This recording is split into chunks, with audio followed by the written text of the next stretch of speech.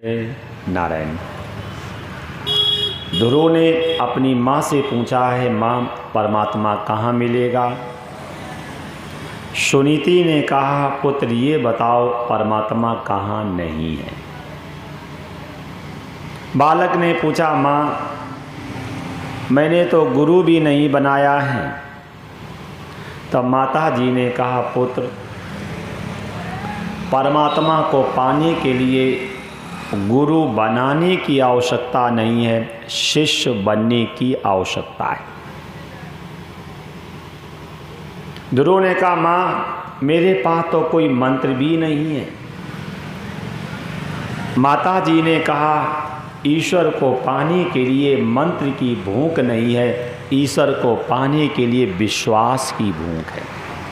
मंत्र जाप मम दृढ़ विश्वासा।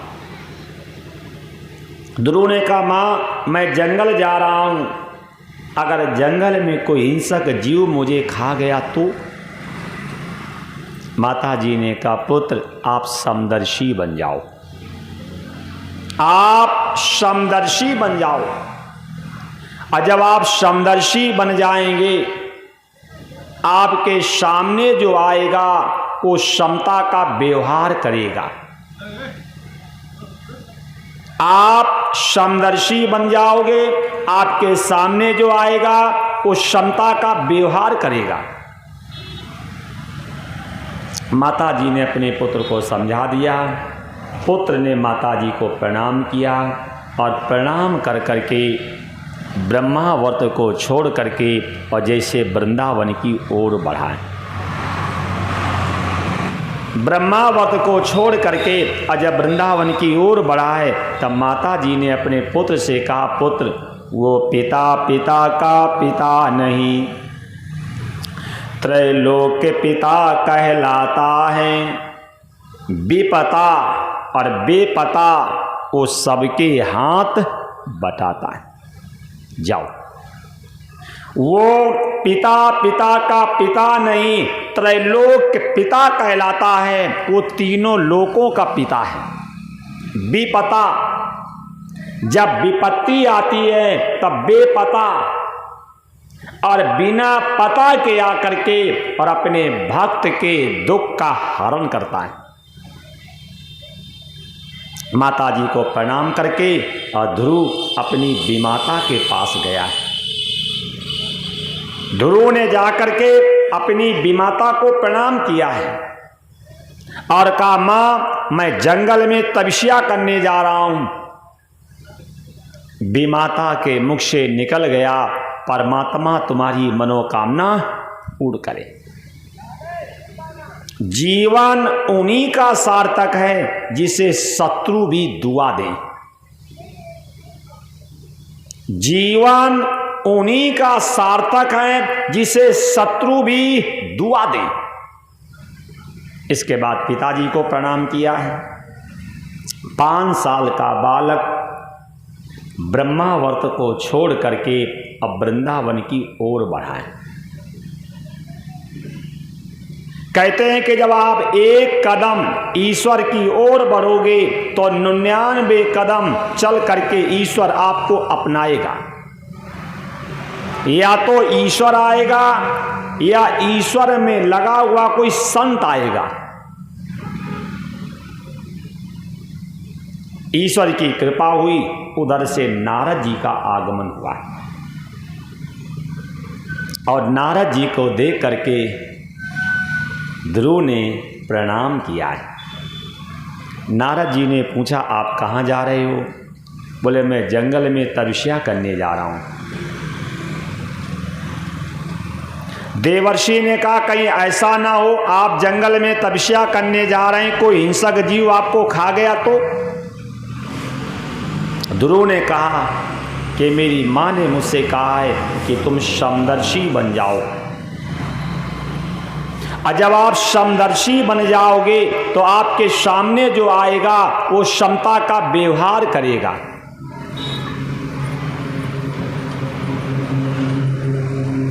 देवर्षि ने कहा कि आपने तो गुरु भी नहीं बनाया है। ध्रुव ने कहा, मेरी माँ ने मुझसे कहा है कि ईश्वर को पाने के लिए गुरु बनाने की आवश्यकता नहीं, शिष्य बनने की आवश्यकता है। देवर्षि ने कहा आपके पास तो कोई मंत्र भी नहीं है। ध्रुव ने कहा मेरी मां ने मुझसे कहा है ईश्वर को पाने के लिए मंत्र की नहीं, भाव की आवश्यकता है। देवर्षि ने कहा आपको ये मालूम है कि परमात्मा कहां मिलेगा? ध्रुव कह रहा है मेरी मां ने मुझसे कहा है कि कौन सा ऐसा स्थान है कि जहां पे परमात्मा नहीं है। इसीलिए कहा गया है पहला गुरु है मां। माता पिता जो होते हैं ये होते हैं बिंदु गुरु, और स्कूल में पढ़ाने वाले जो होते हैं वो होते हैं शब्द गुरु। और जो जीव ब्रह्म माया जगत और ईश्वर के विषय में बताते हैं वो होते नाद गुरु। देवर्षि ने पूछ दिया कि आपने गुरु नहीं बनाया है, तो कह रहे हैं ध्रुव कि मेरी मां ने मुझसे कहा है कि ईश्वर को पाने के लिए गुरु बनाने की आवश्यकता नहीं, शिष्य बनने की आवश्यकता है। अगर हमें शिष्य जैसी सुपात्रता आ जाएगी तो ईश्वर स्वयं गुरु बन के आपके सामने आ जाएगा। देवर्षि ने ध्रुव की परीक्षा ली है और परीक्षा लेने के बाद फिर दीक्षा दी। पहले गुरु लोग शिष्य की परीक्षा लेते थे और जब शिष्य परीक्षा में पास हो जाता था तब गुरु उसको दीक्षा देता था। आज उल्टा हो गया है। आज शिष्य लोग गुरु की परीक्षा लेते हैं कि असली वाला है कि कतली वाला है कि फसली वाला है। पहले गुरु शिष्य की परीक्षा लेते थे और इस जमाने में शिष्य गुरु की परीक्षा लेता है। देवर्षि ने परीक्षा ली, परीक्षा में ध्रुव पास हुए। देवर्षि ने मंत्र दे दिया ओम नमो भगवते वासुदेवाय। मंत्र दे करके और मस्तक पे हाथ रख करके और ध्रुव को आशीर्वाद दिया ईश्वर आपकी मनोकामना पूर्ण करे। ईश्वर आपकी मनोकामना पूर्ण करे। इसके बाद देवर्षि जाते ब्रह्मावर्त और ब्रह्मावर्त में जा करके राजा उत्तानपाद को धिक्कारा है। अरे महाराज, जिस पिता को संन्यास लेना चाहिए वो गृहस्थ आश्रम में टिका बैठा है, और जिस पुत्र को गृहस्थ आश्रम में जाना चाहिए वो सन्यासी बनने गया है। आप कितने बीबी के गुलाम हैं? आप अपनी पत्नी के इतने आसक्त हैं आप कि भारी सभा में आपकी पत्नी ने आपके सामने आपके पुत्र का अपमान किया और आप इतने पत्नी के अधीन हैं कि पुत्र का अपमान देकर के पत्नी से बोल भी नहीं पाए। जैसे देवर्षि ने उत्तानपाद को डांटा। देखो, संत जो होते हैं लक्कड़, मक्कड़ और फक्कड़, और मानस में भी बात लिखी है कि सचिव वैद्य गुर तीन जो प्री बोले भय आस, और राज धर्म तन तीन कर होई बेगही नाश। मंत्री, वैद और गुरु, भय बस आस बस अगर मीठा बोलते हैं तो राज, धर्म और तन तीन का नाश होता है। देवर्षि ने राजा उत्तानपाद को डांटा है कि महाराज आपको संन्यास लेना चाहिए, आपको संन्यास लेना चाहिए तो आप गृहस्थ आश्रम में टिके। और जिस पुत्र को गृहस्थ आश्रम में जाना चाहिए और वो पुत्र जंगल में सन्यास लेने गया। जिस पुत्र को गृहस्थ आश्रम में जाना चाहिए वो जंगल में सन्यास लेने गया। जैसे देवर्षि ने धिक्कारा है तो राजा के मन में ग्लानि हुई है, और जब राजा के मन में ग्लानि हुई है तो राजा घर में रह करके साधना करने लगा और ईश्वर से प्रार्थना करने लगा कि ईश्वर मेरे पुत्र की रक्षा करना। इधर ध्रुव वृंदावन पहुँचे हैं, यमुना जी में स्नान किया है। यमुना जी में स्नान किया है, शरीर को शुद्ध किया है, उत्तर की ओर मुख किया है और ध्रुव ने साधना प्रारंभ की है।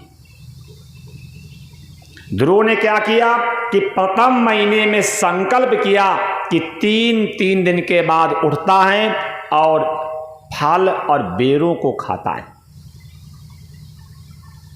सिद्धि नहीं मिली। फिर इन्होंने संकल्प किया दूसरे महीने में 6 दिन के बाद उठते हैं और जल का आहार करते हैं। फिर भी इनको सिद्धि नहीं मिली। फिर इन्होंने तीसरे महीने में 9 दिन के बाद उड़ करके सूखे पत्ते खाते हैं। सिद्धि नहीं मिली। फिर इन्होंने चौथे महीने में संकल्प किया कि 12 दिन के बाद उठते हैं और वायु का आहार करते हैं। इनको सिद्धि नहीं मिली तो इन्होंने वायु लेना भी बंद कर दिया। और ये मैं आपसे भी कह रहा हूँ, जब वजन की मात्रा बढ़ेगी तो भोजन, वजन और निद्रा तीनों कम हो जाएंगे। जब आप में वजन की मात्रा बढ़ेगी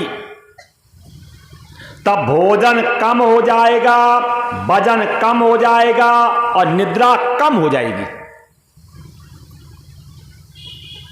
जैसे ध्रुव जब साधना में बैठा है तो आप देखिए, पहले फल छोड़े, फिर सूखे पत्ते छोड़े और उसके बाद जल छोड़ दिया। जल छोड़ने के बाद फिर वायु भी छोड़ दी, वायु भी छोड़ दी। ये आप भी ध्यान रखना कि जिस समय आपके मन में ईश्वर प्राप्ति की इच्छा होगी, जिस समय आपके मन में भक्ति करने के भाव होंगे, तब भोजन कम, वजन कम, नींद कम, और बनते हो भगत और लेते हो स्वाद, तो भाई समझ जाना ये भगत अगत है ही ना।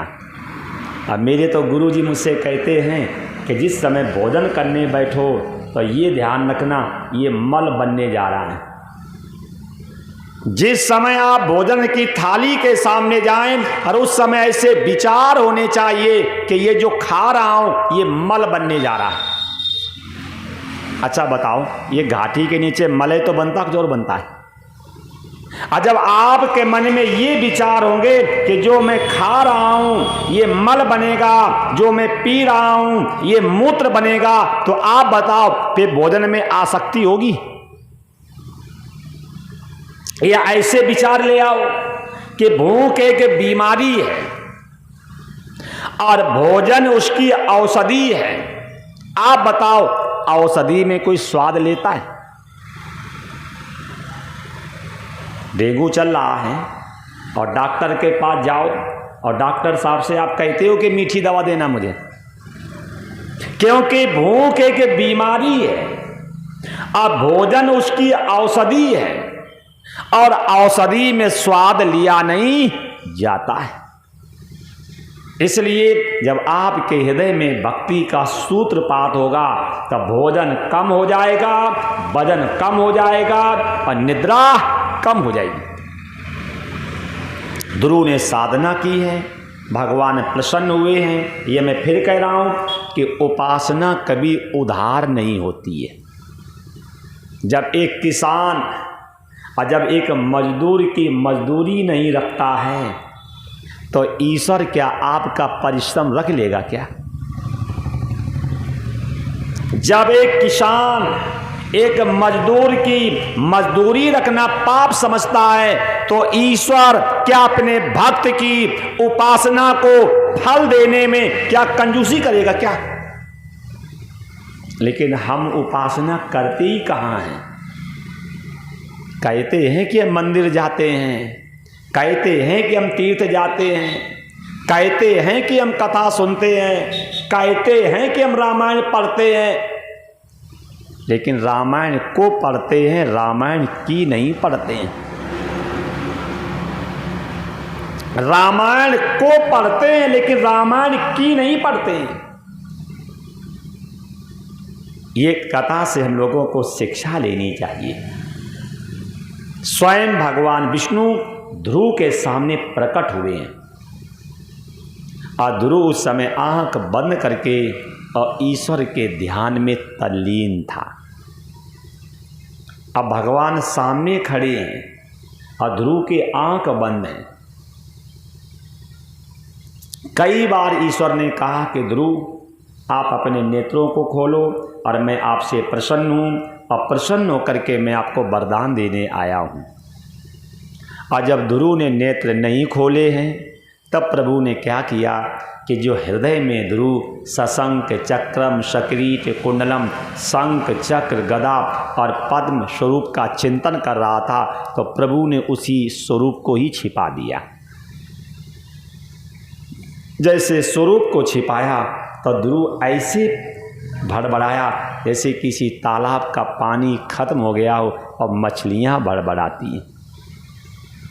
देखना कभी प्रभु के विरह का भी दुख कभी महसूस करना। संसार के विरह में तो बहुत रोए हो, कभी ईश्वर के विरह में भी तो रोना। पत्नी की याद में, पति के याद में, पुत्र के याद में, भाई के याद में, धन के याद में, घर के याद में, पद के याद में, प्रतिष्ठा की याद में बहुत रोए हम लोग। लेकिन कभी परमात्मा की याद में भी तो रोना। संसार की याद में रोगे तो आपके आंसू गर्म निकलेंगे और ईश्वर की याद में रोगे तो आपके आंसू ठंडे निकलेंगे। कभी आप ईश्वर की याद में रो तो जैसे भगवान ने हृदय में जिस स्वरूप का चिंतन कर रहे थे उस स्वरूप को ही छिपा दिया।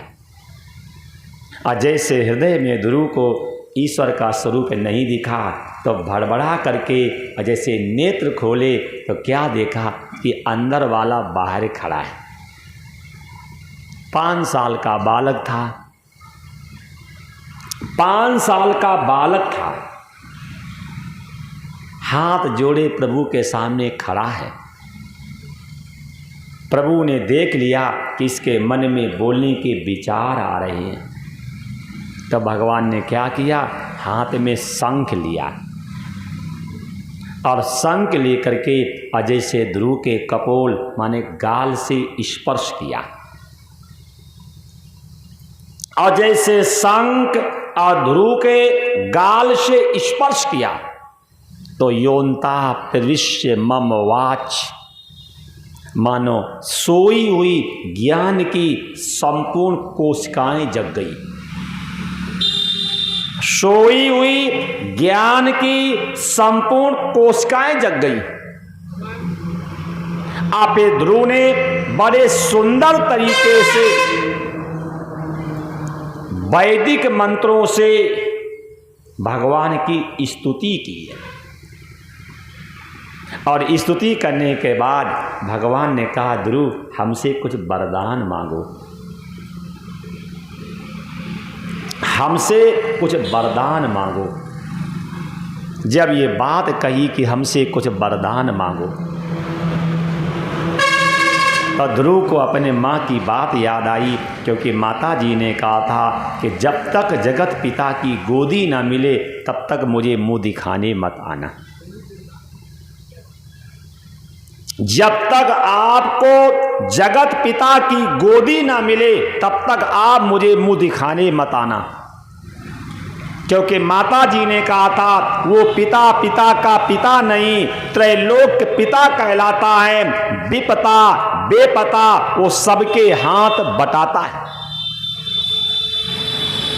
ध्रुव को अपने माँ की बात याद आई और उसी समय ध्रुव ने दोनों हाथ ऊपर किए और प्रभु को भी मालूम था। उसी समय प्रभु ने ध्रुव को उठा करके अपनी गोदी पे बिठाया और जैसे अपनी गोदी पे बिठाया है उसी समय देवता लोग फूलों की वर्षा करने लगे। बोले भक्त और भगवान की जय। और जैसे फूलों की देवता लोग वर्षा करने लगे और जैसे फूलों की वर्षा करने लगे हैं और ध्रुव ने कहा कोई वरदान के लिए जो आप कह रहे हैं हमें कुछ चाहिए नहीं, हमें कुछ नहीं चाहिए। बोले क्यों? बोले आप कल्प वृक्ष हैं और जैसे कल्प वृक्ष के नीचे जाने के बाद अगर कोई मन में इच्छा होती है, कोई मन में कामना होती है तो उसकी पूर्ति हो जाती है। आप कल्प वृक्ष हैं। जैसे ये बात कही कि आप कल्प वृक्ष हैं, फिर भी भगवान ने बार बार आग्रह किया। ध्रुव ने कहा कि मुझे कुछ भी नहीं चाहिए। तो अंत में भगवान ने कहा ठीक है ध्रुव, आपके सिर पे मैं हाथ रख रहा हूं, आपके सिर पे मैं हाथ रख रहा हूं, आप अपने घर जाओ और जा करके आप ब्रह्मावर्त की गद्दी का भोग करो। आप जाओ और जा करके ब्रह्मावर्त की गद्दी का भोग करो। ध्रुव ने कहा महाराज कहीं ऐसा ना हो कि संसार में रह करके कहीं मैं आपको भूल ना जाऊं। भगवान ने कहा नहीं ध्रुव, मैंने आपके सिर पे हाथ रखा है और जिसके सिर के ऊपर मेरा हाथ होता है वो संसार में कैसे रहता है, जैसे कमल का फूल जल में रहता है। पिताजी की बात याद आई और ध्रुव ने भगवान को प्रणाम किया और वृंदावन से ये ब्रह्मावर्त की ओर बढ़ा है। अब देखो, जो पिता गोदी देने को तैयार नहीं है वही पिता आज सिंहासन देने को तैयार है। जो पिता गोदी देने को तैयार नहीं था आज वही पिता सिंहासन देने को तैयार है। इसीलिए मैं आपसे भी कहता हूं कि समाज के भले मत होना, ईश्वर के भले हो जाओ। प्रहलाद का सबने अपमान किया है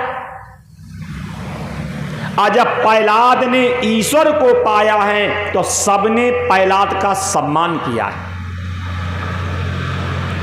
मीरा का सबने अपमान किया है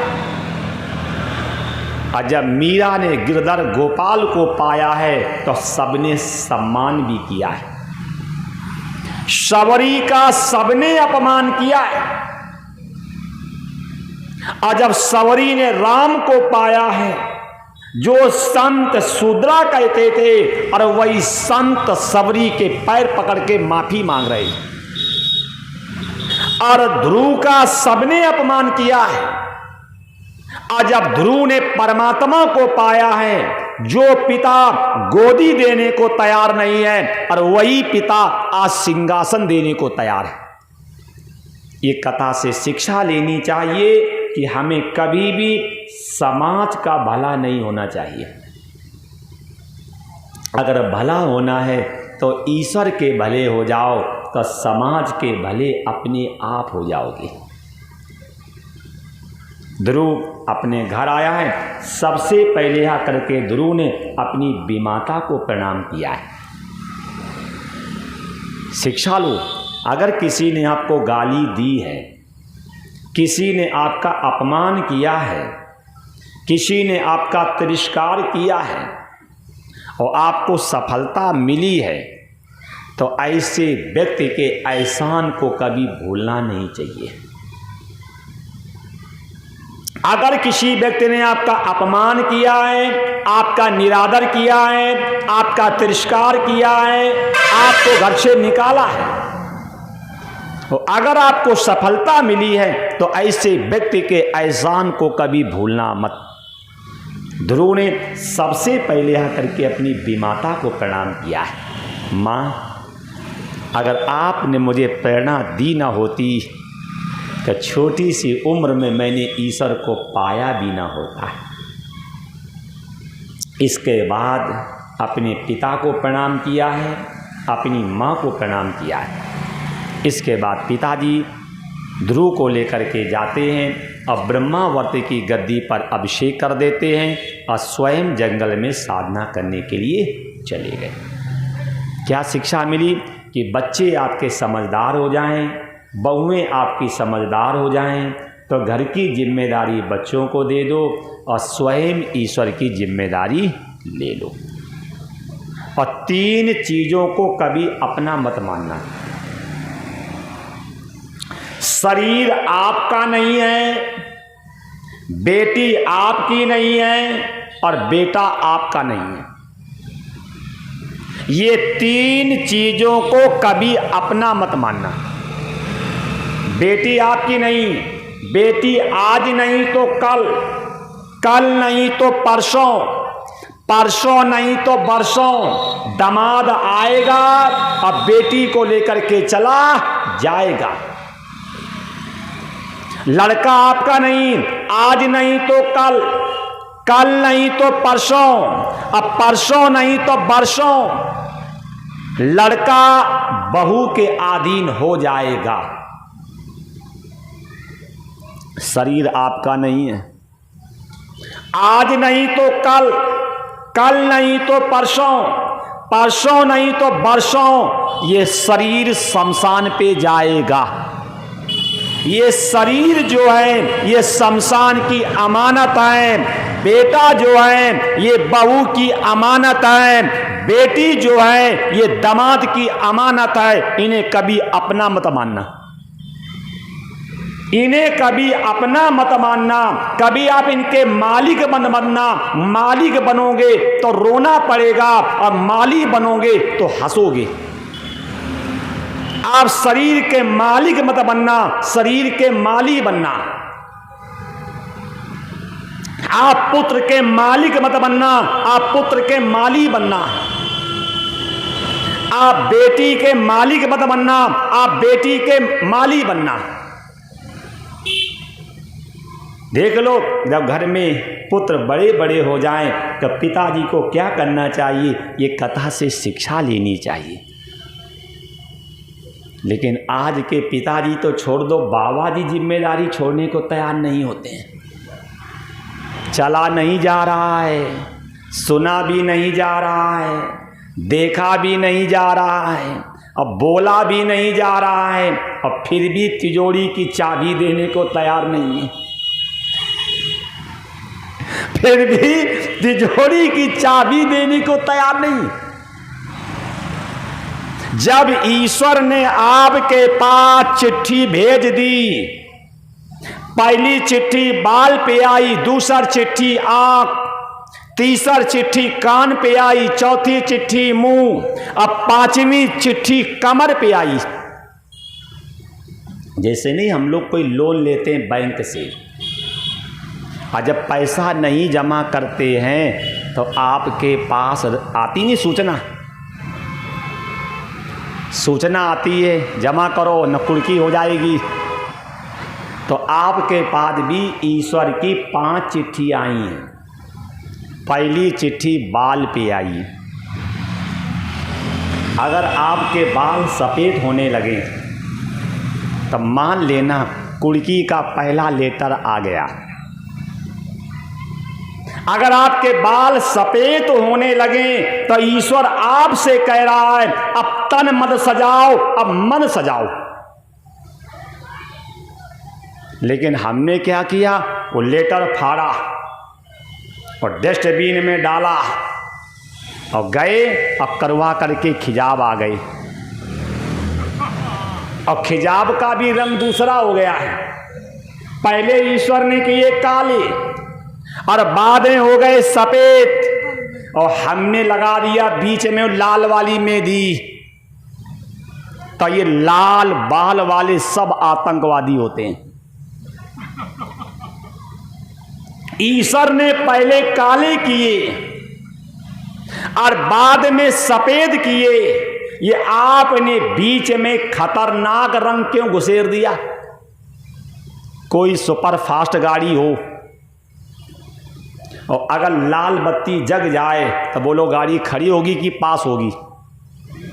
ये खतरे का निशान है। तब पहली चिट्ठी बाल पे आई, दूसरी चिट्ठी आंख। अगर आंख से दिखाई कम पड़ने लगे तो ईश्वर को धन्यवाद दो। ईश्वर कह रहा है अब संसार को देखना बंद कर और अंदर का देखना प्रारंभ कर। हमने क्या किया? वो चिट्ठी फाड़ के डाली डस्टबिन में और छिमरा मऊ गए और लगवा करके आ गए ऐनक। अभी तो हम जवान हैं। पहली चिट्ठी बाल पे आई, दूसरी चिट्ठी आंख और तीसरी चिट्ठी कान पे आई। अगर कान से सुनाई कम पड़ने लगे तो ईश्वर को धन्यवाद देना। एक घर में हम गए, एक माता जी को सुनाई कम पड़ता था। हमने कहा माता जी क्या हाल हैं? बोले पंडित जी बड़े आनंद। हमने कहा है? बोले बहू गाली देती है, मैं सुनाई नहीं पड़ता है। बोले बहू गाली देती, हमें सुनाई नहीं पड़ता। देखो ये है सत्संग का प्रभाव, ये है सत्संग का प्रभाव। सत्संग ऐसा करना चाहिए कि हमें अवगुण में भी गुण खोजना चाहिए। तो अगर कान से सुनाई कम पड़ने लगी तो ईश्वर को धन्यवाद दे देना। ईश्वर कहता है कि संसार का सुनना बंद कर और अंदर का सुनना प्रारंभ कर। हमने क्या किया? वो भी चिट्ठी फाड़ के डस्टबिन में डाल दी और गए और लगवा करके कान में डट्ठी आ गए। पहली चिट्ठी बाल पे आई, दूसरी चिट्ठी आंख और तीसरी चिट्ठी कान पे आई, चौथी चिट्ठी मुंह। अगर दांत गिर जाएं तो ईश्वर को धन्यवाद दो, हलवा पूरी खाओ और हरि के गुण गाओ। और हमने क्या किया? जो एक दो दांत बचे वो भी उखड़वा डाले और लगवा करके आ गए 32। अभी तो हम जवान हैं, शादी करने को तैयार हैं। अभी तो हम जवान हैं और शादी करने को तैयार हैं। अगर आपके दांत गिर गए हैं तो ईश्वर आपको संकेत दे रहा है कि हलवा पूरी खाओ और हरि के गुण गाओ। अब पांचवी चिट्ठी कमर पे आई। अगर आपकी कमर टेढ़ी हो गई है तो ईश्वर ने कुर्की का 5वां नोटिस भेज दिया है। अगर आपकी कमर टेढ़ी हो गई है तो ईश्वर का 5वां संकेत आपके पास आ गया है कि अब जोश को छोड़ दो, अब होश को अपना लो। अगर आपकी कमर टेढ़ी हो गई है तो हमें जोश छोड़ देना चाहिए और होश अपनाना चाहिए। 70 साल के हो गए, मरने को तैयार हैं, कमर जवाब नहीं दे रही। अब फिर भी बैठे बैठे डंडा पटक रही, इधर आओ तेरी कमर तोड़ दूं। ध्यान रखना है, ये कथा से शिक्षा लेना है। ये कथा से शिक्षा लेना, ये कथा से प्रेरणा लेना, ये कथा से रास्ता लेना, ये कथा से उपदेश लेना, ये कथा से मार्ग लेना कि अगर आपके पुत्र समझदार हो गए हैं और जिम्मेदारी निभा रहे हैं, अगर आपकी बहू समझदार हो गई है, घर की जिम्मेदारी निभा रही, तो आप उनको मालकियत दे दो। बल्कि ये सोचो आज नहीं तो कल, कल नहीं तो परसों, परसों नहीं तो नरसों में तो जिम्मेदारी लेंगे ही। तो अगर अपने आंखों के सामने जिम्मेदारी दे दोगे तो अगर कोई काम बिगाड़ेंगे तो कम से कम समझा तो दोगे। अब तुम मर गए, अब फिर वो जिम्मेदारी लेंगे तो कम से कम उन्हें कोई सही रास्ता बताने वाला भी तो नहीं मिलेगा।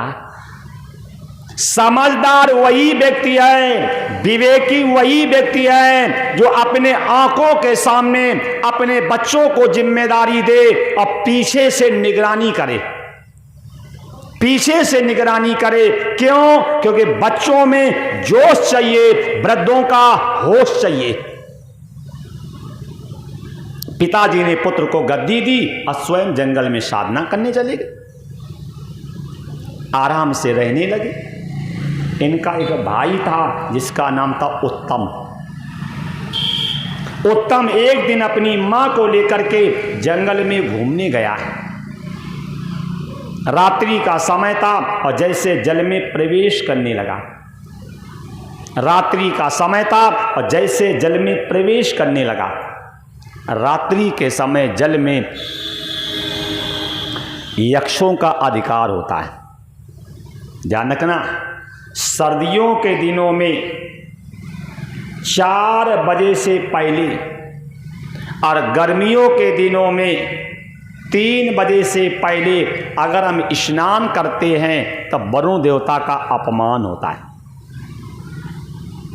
रात्रि के समय उत्तम और उत्तम की मां सुरुचि और जैसे जल में स्नान करने लगी तो उसी समय इनको रोका गया, नहीं माने हैं और अंत में इनका युद्ध हुआ है यक्षों से। और परिणाम ये निकला कि उत्तम और उत्तम की मां यक्षों के हाथ मारी गए हैं। क्या शिक्षा मिली? ध्रुव माने शाश्वत, और जब तुम्हें शाश्वत सुख मिल जाएगा तो उत्तम माने क्षणिक सुख अपने आप खत्म हो जाएगा। ये संसार में है विषयानंद और ईश्वर में है ब्रह्मानंद, और जिसे ब्रह्मानंद का सुख मिल गया है वो विषयानंद का सुख कभी भोगेगा भी नहीं। वो विषयानंद का सुख कभी भोगेगा भी नहीं। देख लो, ये आपके सामने प्रमाण है। और जब ध्रुव को ये बात मालूम हुई है तो ध्रुव ने सेना लेकर के यक्षों पे आक्रमण किया है। देखो, ये कथा से शिक्षा लेनी चाहिए। आज एक भाई और भाई पे मुकदमा ठोक रहा है। एक भाई और एक भाई के ऊपर मुकदमा चला रहा है। किसके कहने पे? पत्नी के कहने पे। ये घरों में जो अशांतियां जो भरी हैं वो सिर्फ पत्नी के कहने पे। जिस पेट से हम पैदा हुए और उसी पेट से आपका भाई पैदा हुआ। जब हम भाई के भले ना हुए तब पराए पेट से आने वाली पत्नी के क्या भले हो जाओगे? आप बताओ, क्या पत्नी के भले हो जाओगे? आपके सामने प्रमाण है। जिस समय ध्रुव को ये बात मालूम हुई है और ध्रुव ने यक्षों पे आक्रमण कर दिया, और जैसे ध्रुव यक्षों को मारने लगा है उसी समय ध्रुव के पितर आए हैं मनु जी, और मनु जी ने आकर के ध्रुव को समझाया है, ध्रुव यक्ष लोग निर्दोष हैं और आपका भाई दोषी था। आपके भाई ने गलती की है। रात्रि के समय जल पे यक्षों का अधिकार होता है और आपके भाई ने गलती की है, इसलिए आपका भाई दोषी है और यक्ष जो है निर्दोष है। मनु जी की बात मान करके और ध्रुव ने युद्ध करने का निर्णय छोड़ दिया। क्या शिक्षा मिली? अगर हम किसी से मुकदमा लड़ रहे हैं, अगर हम किसी से बैर मान रहे हैं, तो अगर मेरे पिता, बाबा और परबाबा अगर हमें समझा रहे हैं तो हमें उनकी बात मान करके और बैर की गांठ खोल देनी चाहिए। अब हम तो आपसे भी कह रहे हैं, अगर आपका कोई मुकदमा चलता हो और आपकी गर्दन हिलने लगी है तब मरने से पहले बच्चों को समझा करके मुकदमा का सुलह कर लेना, क्योंकि तुम तो ज़िंदगी भर मुकदमा लड़ते रहे हो, तो कम से कम बीमारी अपने बच्चों को काहे दे के जा रहे हो? तुमने तो ईर्ष्या में जीवन गंवाया है, तुमने तो प्रतिशोध में जीवन गंवाया है, तो कम से कम ये बीमारी अपने बच्चों को दे करके तो मत जाओ। स्वयं मनु जी ने आकर के ध्रुव को समझाया है और ध्रुव ने अपने बाबा की बात मान ली है और युद्ध का निर्णय त्याग दिया है। उसी समय यक्षों ने ध्रुव को आशीर्वाद दिया है कि जो इस कथा को पढ़ेगा उसके घर में यक्ष मायने कुबेर लक्ष्मी का वास होगा। कि जो इस कथा को पढ़ेगा सुनेगा उसके घर में कुबेर लक्ष्मी का वास होगा। और यही बात लिखी है कि मूर्खो यत न पूजंतो धान्यम यत सुसंचिता दंपतियो कलियो नास्ति तत् श्री स्वयं आगता। जिसके घर में मूर्खों का पूजन ना हो,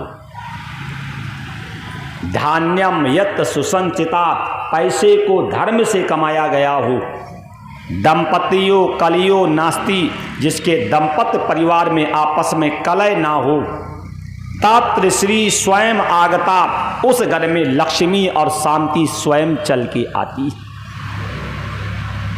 ये तीन बातें आप भी ध्यान रखना कि मूर्खों का कभी सम्मान मत करना। और आज तो मूर्ख है तो पूज रहे हैं। आज विद्वानों का अपमान किया जा रहा है, विद्वानों की निंदा की जा रही है, विद्वानों की चुगली की जा रही है, विद्वानों से ईर्ष्या की जा रही है और भांटों का सम्मान किया जा रहा है। अगर आप मूर्खों का कभी सम्मान नहीं करोगे और पैसे को धर्म से कमाओगे, और दंपतियों कलियो नास्ति जिसके दंपत्य परिवार में आपस में कलह ना हो, तत्र श्री स्वयं आगता उस घर में लक्ष्मी और शांति स्वयं चल के आती। ये कथा भागवत में आती है। इसके बाद ध्रुव ने 36,000 वर्षों तक राज किया है। बताओ, 36,000 वर्षों तक राज किया है। और यहाँ तो 5 साल अगर मुख्यमंत्री बन गए तो दोबारा नंबर नहीं आता है। और उस समय 36,000 वर्षों तक राज किया है। उस जमाने के राजा प्रजा को पुत्र के समान मानते थे। तो इस जमाने के राजा जब चुनाव होता है तब कहेंगे माई बाप, और इसके बाद तो फिर कैसा व्यवहार करते आप सब जानते ही हो। 36,000 वर्षों तक राज किया है। इन्होंने अपने पुत्र को गद्दी दी है। और जब स्वर्ग से विमान आया है और जब ध्रुव विमान पे चढ़ने लगे हैं तो उस विमान में सीढ़ी नहीं थी। स्वयं मृत्यु देवता आए हैं, सिर को झुका दिया है और ध्रुव मृत्यु के सिर पे रख करके पैर और विमान पे चढ़ करके उत्तर दिशा की ओर चला गया। और जैसे उत्तर दिशा की ओर गए हैं तो ध्रुव को अपने माँ की याद आई। ध्रुव को अपनी माँ की याद आई। तब ध्रुव ने कहा मेरे विमान को खड़ा करो। बोले क्यों? बोले मुझे अपने माँ की याद आ रही। जिस माँ ने इतना त्याग किया हो, जिस माँ ने इतनी साधना की हो और जिस माँ ने मुझे ऐसे सुंदर संस्कार दिए हो, आज मुझे उस माँ की याद आ रही। जैसे ये बात कही कि मुझे माँ की याद आ रही है, उसी समय भगवान के पार्षदों ने कहा ध्रुव, जिस माँ ने आप जैसा हीरा पैदा किया हो, जिस माँ ने आप जैसा हीरा पैदा किया हो, और वो माँ कभी नरक जा नहीं सकती। जिस माँ ने आप जैसा हीरा पैदा किया हो वो माँ कभी नरक नहीं जा सकती है। आपके विमान के 100 कदम आगे आपकी माँ का विमान जा रहा है। आपके विमान के 100 कदम आगे आपकी माँ का विमान जा रहा है। एक कथा से शिक्षा ले लेना, अगर बच्चों को संस्कार दोगे तो बच्चों से पहले उनके माता पिता को दिव्य गति मिलेगी। अगर बच्चों को संस्कार दोगे तब बच्चों से पहले उनके माता पिता को दिव्य गति मिलेगी। भगवान के पार्षद कह रहे हैं कि ध्रुव, जिस माँ ने आप जैसा हीरा पैदा किया हो वो माँ कभी नरक जाने वाली नहीं। आपके विमान के देख लो, आगे आपकी माँ का विमान जा रहा। ये कथा से शिक्षा लो, बच्चों को कार नहीं, बच्चों को संस्कार देने हैं। बच्चों के लिए चित्र नहीं, बच्चों के लिए चरित्र देना है। आज चित्र देने को तो सब तैयार हैं, लेकिन चरित्र देने को कोई तैयार है? चलचित्र देने को सब तैयार है, लेकिन चरित्र देने को कोई तैयार है? ये हमें कथा से शिक्षा लेनी चाहिए। ध्रुव ने उत्तर दिशा में ध्रुव तारा के रूप में स्थान पाया है।